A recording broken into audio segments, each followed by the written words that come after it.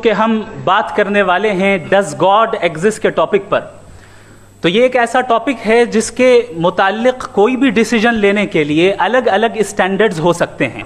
सबसे पहला स्टैंडर्ड जिसे मैं समझता हूं कि हमारे रिस्पेक्टेड जनाब जावेद अख्तर साहब बड़ी तेजी के साथ उसकी तरफ लपकेंगे, वो है साइंस। दूसरा स्टैंडर्ड हो सकता है रेविलेशन। डेट में मैं एक भी एविडेंस किसी भी मजहबी स्क्रिप्चर से नहीं दूंगा ताकि जावेद अख्तर साहब के लिए वो अनएक्सेप्टेबल ना हो। तीसरा जो मेयार हो सकता है वो है ऑब्जर्वेशन। आप मेटल डिटेक्टर के जरिए प्लास्टिक डिटेक्ट करके दिखाएं। अब चूंकि प्लास्टिक डिटेक्ट नहीं हो पा रही है, लिहाजा प्लास्टिक डज नॉट एग्जिस्ट। दोस्तों, अभी आपने मुफ्ती साहब का वीडियो देखा, तो मुफ्ती साहब जो ये गॉड डज एग्जिस्ट का ये जो टॉपिक था, इसमें आपने अगर पूरा वीडियो देखा होगा तो मुफ्ती साहब सिर्फ 10 मिनट में, जो 10 मिनट इनका पहला राउंड का था, तो ये 10 मिनट के पहले राउंड में तो इन्होंने सिर्फ जावेद साहब को चौतरफा तरफ से घेरने का सिर्फ काम किया। इन्होंने 3-4 पॉइंट गिनाया जावेद साहब के लिए कि आप इन चीज़ों से खुदा का या भगवान का आप तर्क नहीं दे सकते, उनको प्रमाणित या अप्रमाणित नहीं कर सकते। और मुफ्ती साहब कह रहे हैं कि मैं किसी स्क्रिप्चर से आपको कोई उदाहरण नहीं दूंगा, परंतु लास्ट में जाते जाते मुफ्ती साहब एक पर्टिकुलर धर्म से कुछ चीज़ें उठाई, उन्होंने टेस्ट की बातें करी, जन्नत जहन्नुम की बातें करी, दूसरी दुनिया की बातें की, तो वो भी तो किसी धर्म का हिस्सा ही है। हालांकि मैं यहाँ क्लियर कर दूं, यहाँ किसी धर्म के बारे में बात नहीं की जा रही थी, बल्कि गॉड, भगवान, ईश्वर, अल्लाह, इन सब से हट के खुदा, ईश्वर के होने पे बात की जा रही थी, ना कि किसी पार्टिकुलर धर्म के देवता या देवी या भगवान का नाम लिया गया। यहाँ पे सिर्फ ईश्वर के अस्तित्व के ऊपर बात हुई थी, चर्चा हुई थी। तो यहाँ किसी को भी बहुत ज़्यादा जो आस्तिक हैं उनको खुश होने की ज़रूरत नहीं है कि अगर मुफ्ती साहब किसी और रिलीजन से या किसी और मजहब से आते हैं तो उनके खिलाफ कोई खुश हो या उनके खिलाफ कोई मतलब गलत भावना से या बात करे या जावेद साहब के खिलाफ कोई उल्टा सीधा बात करे, तो मैं ऐसा नहीं चाहता हूँ। मैं सिर्फ इस डिबेट में ये बताना चाहता हूँ कि जो ये दोनों लोग बैठे थे, डिबेट का जो टॉपिक था गॉड डज एग्जिस्ट, इसका परिणाम कुछ नहीं निकला। बस ये है कि आज के समय में जहाँ पे देश, हमारा भारत देश कट्टरता के इस मुहान पे खड़ा है, जहाँ पे इस टॉपिक पे बात करना समझ लीजिए सांप्रदायिक दंगा को भड़काने के बराबर है आज की डेट में। परंतु जो ये सेंसिटिव टॉपिक पे इतना अच्छा बात हुआ, इतनी अच्छी बहस हुई, इसको लेकर के इसकी सराहना की जानी चाहिए, ना कि किसी के खिलाफ हेट बोलना चाहिए, हेट कमेंट करना चाहिए।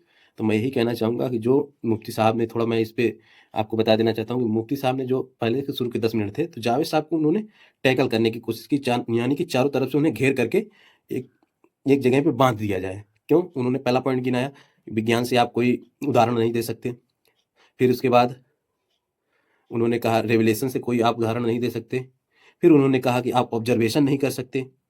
फिर बाद में उन्होंने ये भी कहा कि आप इमोशनल आर्गूमेंट भी नहीं कर सकते। ये बताइए, ईश्वर किस लिए? जब लोग भयभीत होते हैं तो ईश्वर के पास जाते हैं, इमोशनल, अपने इमोशन को मतलब देने के लिए जाते हैं, बताने के लिए जाते हैं, प्रार्थना करते हैं। प्रार्थना किस लिए करता है इंसान? जब इमोशन में होता है तब। और आज के समय में ईश्वर यदि इस संसार में कह सकते हैं या इस ब्रह्मांड में है, जिसके पास इतनी यथा शक्ति है, तो जहाँ पे बच्चे, बूढ़े, जवान सब ऐसे बुरी तरह से मर रहे हैं, कोई बीमारियों से मर रहा है, कोई किसी के अत्याचार से मर रहा है, कहीं कोई बम से उड़ाया जा रहा है, कहीं कोई युद्ध में मारा जा रहा है, कहीं महामारी फैली हुई है, कहीं भुखमरी फैली हुई। आप अफ्रीकन देश कई हैं, यहाँ पे चले जाइए, लोग भूख से मरते हैं, बीमारी से मर जाते हैं। तो ईश्वर कहाँ पे है जो उनको देखने नहीं आता? बस बात ये इतनी सी है कि हम जिस दुनिया में जी रहे हैं, उस दुनिया में ईश्वर का क्या महत्व है और ईश्वर आपको किस तरह से सहायता कर रहा है। बात इस पे, आप अपने आसपास, अपने रोजमर्रा की जिंदगी में आप ईश्वर को कहाँ पाते हैं? ईश्वर आपको कहाँ पे मदद करता है? सिर्फ ये एक इमोशन की हाँ मैं ईश्वर से प्रार्थना कर लिया तो ईश्वर मेरा कुछ ना कुछ कर देगा, या कोई घटना आपके साथ घट जाती है तो आप उस घटना को प्रत्यक्षदर्शी नहीं अपने आप को मानते हैं। अपना दोष मढ़ने के लिए आप ईश्वर के ऊपर जो है क्लेम करने लगते हैं कि ईश्वर की मर्जी थी तो ईश्वर ने मेरे साथ ऐसा कर दिया, वैसा कर दिया। तो तमाम तरह की बातें होती हैं। हालांकि मैं थोड़ा टॉपिक से भटक रहा था, मेरा टॉपिक ये नहीं था। मेरा टॉपिक ये था कि जो ये बहस हुई यहाँ पे फेयरवेल जो है, एक तरह से आप कह सकते हैं कि जावेद साहब से हटा करके मुफ्ती साहब अपनी तरफ कन्वर्ट कर लिए इन 10 मिनट के शुरुआती में, कि उन्होंने उनको जवाब देने के लिए कहीं से भी एक पॉइंट ऑफ व्यू नहीं छोड़ा, क्योंकि विज्ञान भी ले लिया, ऑब्जर्वेशन भी ले लिया, और क्या नाम, रेवलेशन, इमोशन, सब तरह से। और इन्होंने कहा कि अगर जावेद साहब जो जैसे कहते हैं कि मेटल डिटेक्ट से मेटल डिटेक्ट कर सकते हैं, तो उससे प्लास्टिक डिटेक्ट कैसे कर सकते हैं? तो मैं ये थोड़ा जवाब चाहता हूँ कि मुफ्ती साहब ये बताएं कि जो अगर वो मेटल डिटेक्ट से मेटल डिटेक्ट कर सकते, आपको प्लास्टिक डिटेक्टर कहाँ मिला? जब आपको प्लास्टिक डिटेक्टर मिला तो उसके बारे में आप प्रत्यक्ष प्रमाण तो दीजिए कि हाँ आपको प्लास्टिक डिटेक्टर मिला, आप प्लास्टिक डिटेक्टर के पास थे। तो ऐसी कुछ आर्गुमेंट्स थे जिनसे बहुत ज़्यादा मुफ्ती साहब भी किसी को सर्टिफाई नहीं कर पाए। और मैं कहना चाहूँगा जावेद साहब भी बहुत कन्वीनियंस तरीके से उन्होंने कुछ फैक्ट रखे जो ईश्वर को मतलब होने का कोई बहुत अच्छा वो नहीं करता है प्रमाणित। क्योंकि ईश्वर अगर होता तो इंसान के जीवन में उनकी फ्रीविल कहते हैं ना, फ्रीविल से उससे अभी कोई कांड हो जाता है तो लोग कहते हैं ईश्वर की मर्जी थी, ईश्वर की मर्जी के बिना कोई पत्ता नहीं हिलता। पर यहाँ पे इंसान फ्रीविल का इस्तेमाल करके किसी की हत्या कर दे रहा है, किसी का रेप कर दे रहा है, किसी का मर्डर कर दे रहा है।